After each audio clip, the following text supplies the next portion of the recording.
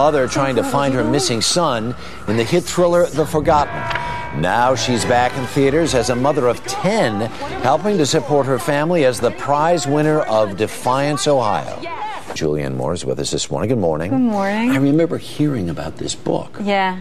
And about this is based on a true story. It is. It's based on a memoir written by a woman named Terry Ryan, who was one of her middle children. And it's a book that kind of was one of those things where a lot of book clubs read it. It was sort of passed around from person to person. And when I've been on the playground, people said, "Oh, my mother sent me that. I gave it to my sister, and then my brother read it." And it's a beautiful, very, very funny, very smart memoir about growing up in this family with this incredible woman. Set in the 1950s, and here's a woman who has this house full of kids and a husband, for various reasons, who's not really bringing home the bacon. Yeah, he was an alcoholic. This man, he basically drank his paycheck, which was meager. You know, he's a machinist, and when you have all those children, it doesn't go very far. So she found a way. She, at heart, was a writer. I think had wanted to be a journalist, and then got married, started having these children.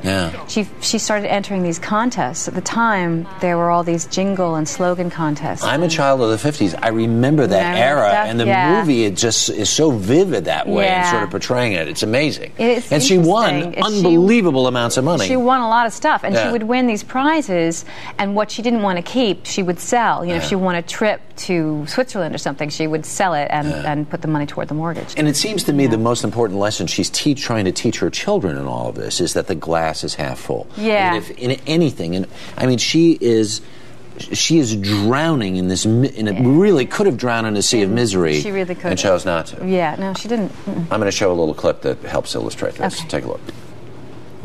Life stinks.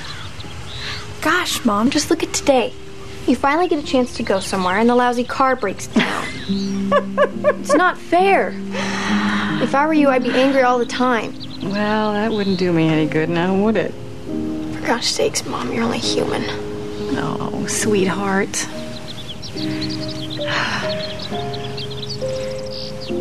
Maybe I'm meant to make it to the Aphidaisies. Maybe I'm not. But right now, I'm sitting here in the shade, having a conversation with my wonderfully feisty daughter. And I intend to enjoy this moment to the fullest.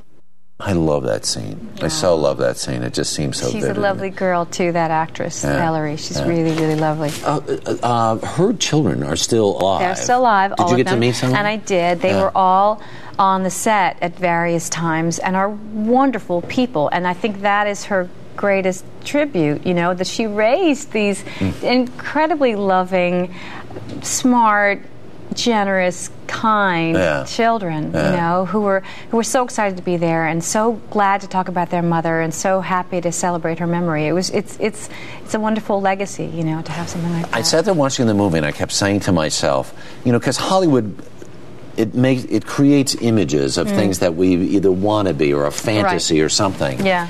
And this is a very embraceable movie in that way, in the sense of, I don't want to seem too ridiculous, but, you know, shouldn't we all be able to live a little bit more like that? Yeah, you know, I mean, that's the thing that's so inspiring about her. You think, oh my gosh, she had so little and achieved so much, and without any kind of grumbling, with a full appreciation of what she had every day, and a real enjoyment of her life. One of the things that's in the book that is not in the movie that Terry Ryan wrote, it's so funny, is that the minute her mother would sit down, she'd fall asleep. And I thought that was perfect, because she was on her feet all day. She was doing the laundry, doing whatever, and you know, and writing this stuff. And then she said they'd sit down, and she'd just like go, like right out, you know.